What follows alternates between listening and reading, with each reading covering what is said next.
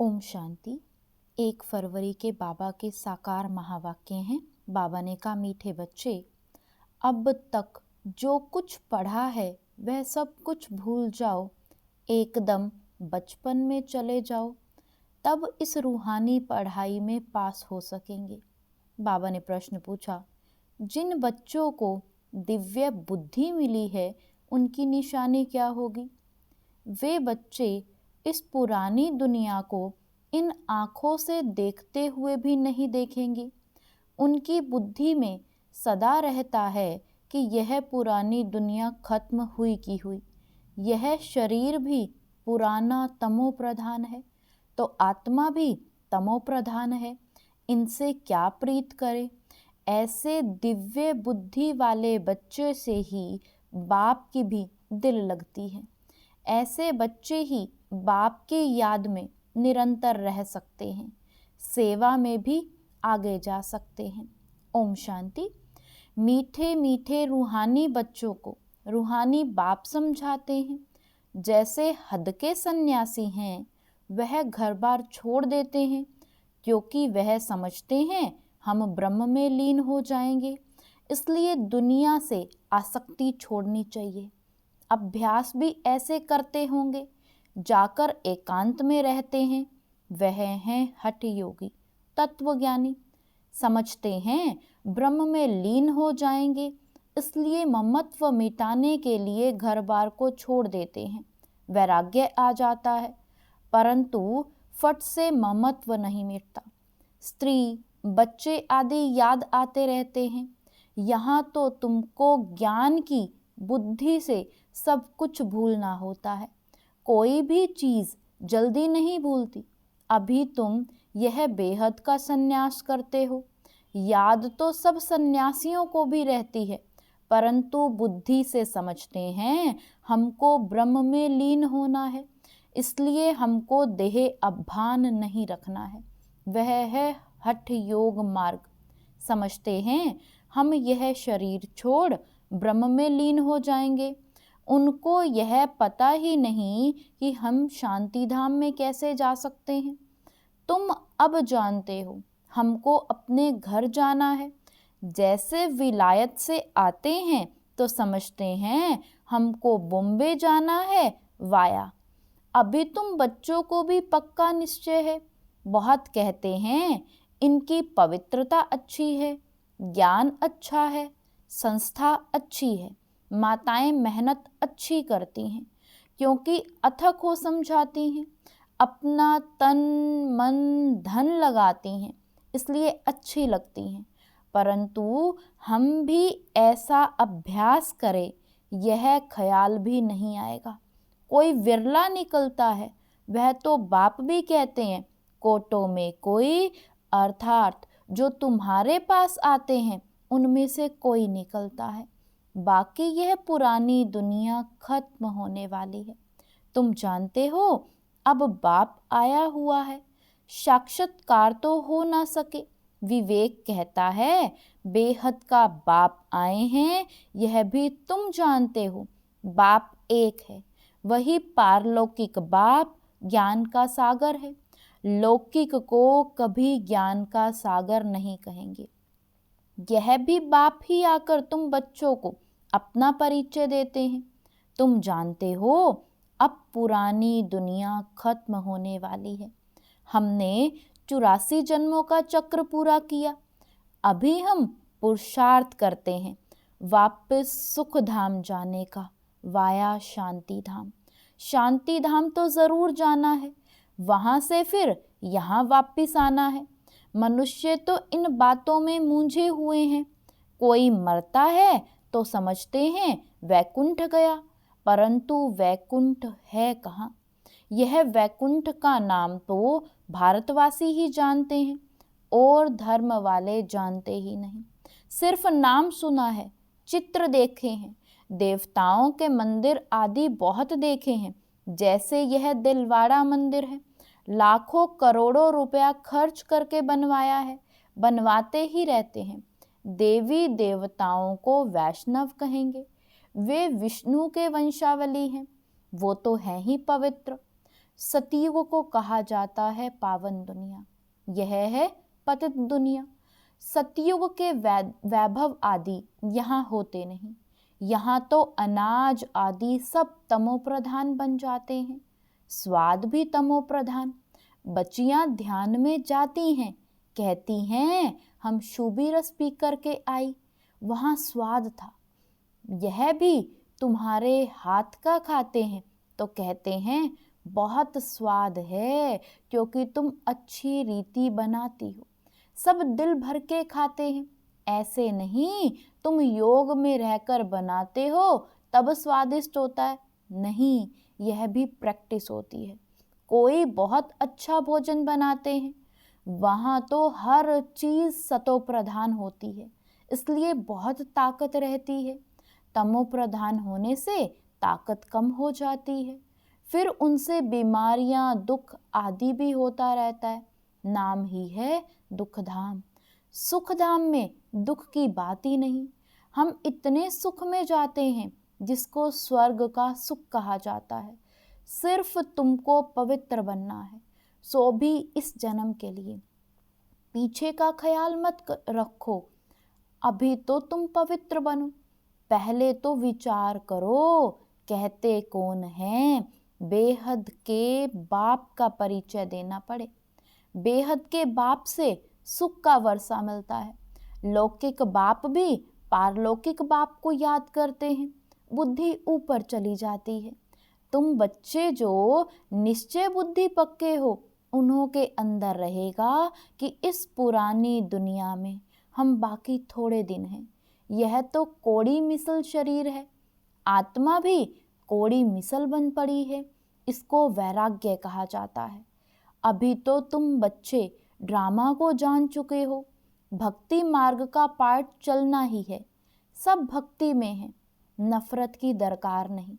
सन्यासी खुद नफरत दिलाते हैं, घर में सब दुखी हो जाते हैं, वह खुद अपने को जाकर थोड़ा सुखी करते हैं। वापस मुक्ति में तो कोई जा नहीं सकते। जो भी कोई आए हैं वापस कोई भी गया नहीं है, यहाँ ही है। एक भी निर्वाण धाम व ब्रह्म में नहीं गया है। वह समझते हैं फलाना ब्रह्म में लीन हो गया। यह सब भक्ति मार्ग के शास्त्रों में है। बाप कहते हैं इन शास्त्रों आदि में जो कुछ है सब भक्ति मार्ग है। तुम बच्चों को अभी ज्ञान मिल रहा है, इसलिए तुम्हें कुछ भी पढ़ने की दरकार नहीं है। परंतु कोई कोई ऐसे हैं जिनमें फिर नॉवेल्स आदि पढ़ने की आदत है, ज्ञान तो पूरा है नहीं। उन्हें कहा जाता है कुक्कड़ ज्ञानी। रात को नॉवल पढ़कर नींद करते हैं तो उनकी गति क्या होगी। यहाँ तो बाप कहते हैं जो कुछ पढ़े हो सब भूल जाओ, इस रूहानी पढ़ाई में लग जाओ। यह तो भगवान पढ़ाते हैं, जिससे तुम देवता बन जाएंगे 21 जन्मों के लिए।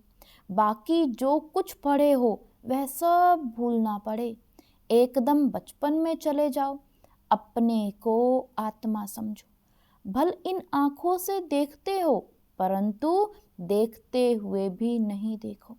तुम्हें दिव्य दृष्टि, दिव्य बुद्धि मिली है तो समझते हो यह पुरानी दुनिया है, यह खत्म हो जानी है, यह सब कब्रिस्तान है। उनसे क्या दिल लगाएंगे, अभी परिस्तानी बनना है। तुम अब कब्रिस्तान और परस्तान के बीच में बैठे हो। परस्तान अभी बन रहा है, अभी बैठे हैं पुरानी दुनिया में, परंतु बीच में बुद्धि का योग वहाँ चला गया है।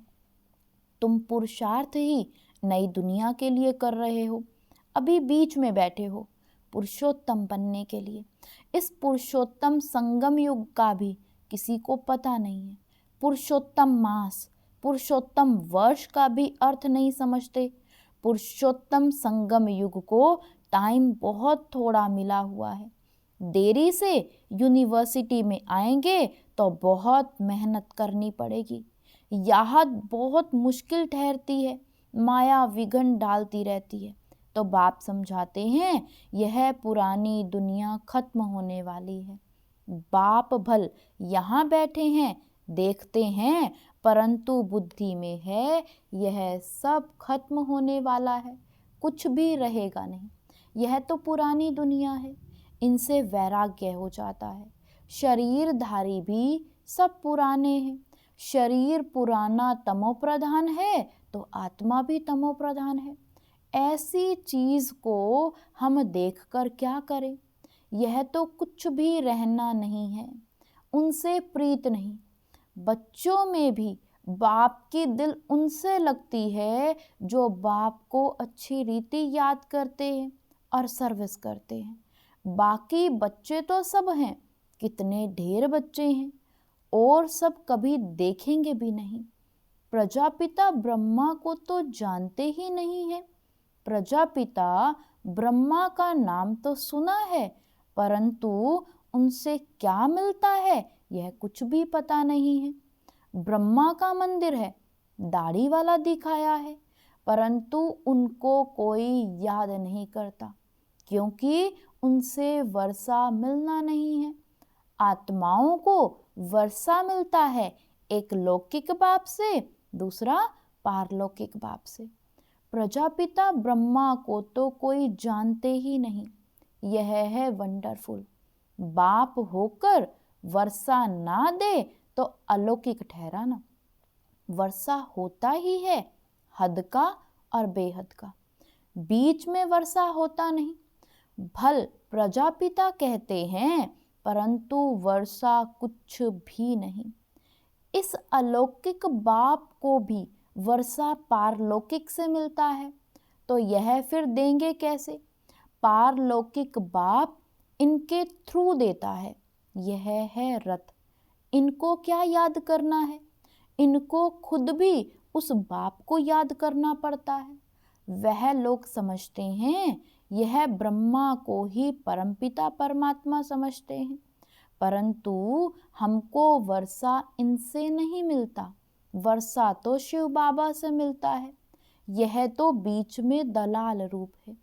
यह भी हमारे जैसा स्टूडेंट है, डरने की तो कोई बात ही नहीं। बाप कहते हैं इस समय सारी दुनिया तमो प्रधान है, तुमको योग बल से सतो प्रधान बनना है। लौकिक बाप से बेहद का वर्षा मिलता है, तुमको अब बुद्धि लगानी है बेहद में।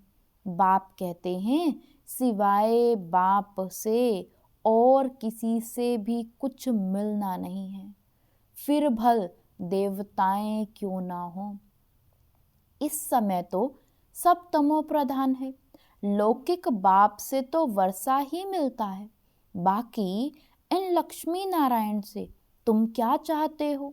वह लोग तो समझते हैं यह अमर हैं, कभी मरते नहीं, तमो प्रधान बनते नहीं हैं।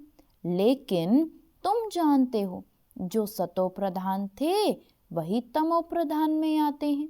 श्री कृष्ण को लक्ष्मी नारायण से भी उच्च समझते हैं, क्योंकि वे फिर भी शादी किए हुए हैं। श्री कृष्ण तो जन्म से ही पवित्र है, इसलिए श्री कृष्ण की बहुत महिमा है। झूला भी श्री कृष्ण को झुलाते हैं, जयंती भी श्री कृष्ण की मनाते हैं। लक्ष्मी नारायण को क्यों नहीं मनाते हैं? ज्ञान ना होने के कारण श्री कृष्ण को द्वापर में ले गए हैं। कहते हैं गीता ज्ञान द्वापर युग में दिया है। कितना कठिन है किसी को भी समझाना। कह देते हैं ज्ञान तो परंपरा से चला आ रहा है, परंतु परंपरा भी कब से यह कोई नहीं जानते। पूजा कब से शुरू हुई यह भी नहीं जानते, इसलिए कह देते रचता और सृष्टि के आदि मध्य अंत को नहीं जानते हैं। कल्प की आयु लाखों वर्ष कहने से परंपरा कह देते हैं। तिथि तारीख कुछ भी नहीं जानते। लक्ष्मी नारायण का भी जन्मदिन नहीं मनाते, इसको कहा जाता है अज्ञान अंधियारा। तुम्हारे में भी कोई यथार्थ रीति इन बातों को जानते नहीं। तब तो कहा जाता है महारथी, घोड़े सवार और प्यादे। गज को ग्रह ने खाया। ग्रह बड़े होते हैं, एकदम हप कर लेते हैं, जैसे सर्प मेंढक को हप कर लेते हैं। भगवान को बागवान, माली, खिवैया क्यों कहते हैं, यह भी तुम अभी समझते हो। बाप आकर विषय सागर से पार ले जाते हैं, तब तो कहते हैं ना, नैया मेरी पार लगा दो। तुमको भी अभी पता पड़ा है कि हम कैसे पार जा रहे हैं। बाबा हमको क्षीर सागर में ले जाते हैं, वहाँ दुख दर्द की तो बात ही नहीं।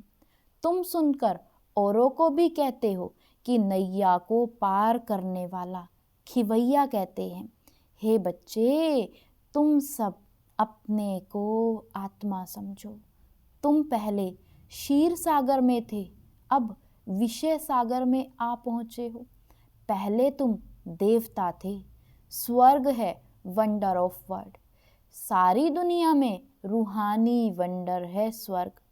नाम सुनकर ही खुशी होती है। हेवन में तुम रहते हो, यहाँ 7 वंडर्स दिखाते हैं। ताजमहल को भी वंडर कहते हैं, परंतु उसमें रहने का थोड़ा ही है। तुम तो वंडर ऑफ वर्ल्ड का मालिक बनते हो। तुम्हारे रहने के लिए बाप ने कितना वंडरफुल वैकुंठ बनाया है। 21 जन्मों के लिए पद्मा पदमपति बनते हो, तो तुम बच्चों को कितनी खुशी होनी चाहिए। हम उस पार जा रहे हैं। अनेक बार तुम बच्चे स्वर्ग में गए होंगे। यह चक्र तुम लगाते ही रहते हो। पुरुषार्थ ऐसा करना चाहिए जो नई दुनिया में हम पहले पहले आए। पुराने मकान में जाने की दिल थोड़ी ही होती है। बाबा जोर देते हैं, पुरुषार्थ कर नई दुनिया में जाओ। बाबा हमें वंडर ऑफ वर्ल्ड का मालिक बनाते हैं, तो ऐसे बाप को हमें क्यों नहीं याद करेंगे। बहुत मेहनत करनी है, इसको देखते भी नहीं देखो। बाप कहते हैं, भल मैं देखता हूँ, परंतु मेरे में ज्ञान है। मैं थोड़े रोज का मुसाफिर हूँ। वैसे तुम भी यहाँ पार्ट बजाने आए हो, इसलिए इससे ममत्व निकाल दो। अच्छा, मीठे मीठे सिकिलदे बच्चों प्रति माता पिता बाप दादा का याद प्यार और गुड मॉर्निंग। रूहानी बाप की रूहानी बच्चों को नमस्ते। धारणा के लिए मुख्य सार। फर्स्ट पॉइंट है, रूहानी पढ़ाई में सदा बिजी रहना है। कभी भी नॉवेल्स आदि पढ़ने की गंदी आदत नहीं डालनी है। अब तक जो कुछ पढ़ा है उसे भूल बाप को याद करना है। सेकंड पॉइंट, इस पुरानी दुनिया में स्वयं को मेहमान समझकर रहना है। इससे प्रीत नहीं रखनी है, देखते भी नहीं देखना है। वरदान दिया बाबा ने आज, हिम्मत और उमंग उत्साह के पंखों से उड़ती कला में उड़ने वाले तीव्र पुरुषार्थी भव। हिम्मत और उमंग उत्साह के पंखों से उड़ती कला में उड़ने वाले तीव्र पुरुषार्थी भव। उड़ती कला के 2 पंख हैं, हिम्मत और उमंग उत्साह। किसी भी कार्य में सफलता प्राप्त करने के लिए हिम्मत और उमंग उत्साह बहुत ज़रूरी है। जहाँ उमंग उत्साह नहीं होता वहाँ थकावट होती है, और थका हुआ कभी सफल नहीं होता। वर्तमान समय के अनुसार उड़ती कला के सिवाय मंजिल पर पहुँच नहीं सकते, क्योंकि पुरुषार्थ 1 जन्म का और प्राप्ति 21 जन्म के लिए ही नहीं, सारे कल्प की है। तो जब समय की पहचान स्मृति में रहती है तो पुरुषार्थ स्वतः ही तीव्र गति का हो जाता है। स्लोगन है, सर्व की मनोकामनाएं पूर्ण करने वाले ही कामधेनु हैं। सर्व की मनोकामनाएं पूर्ण करने वाले ही कामधेनु हैं। ओम शांति।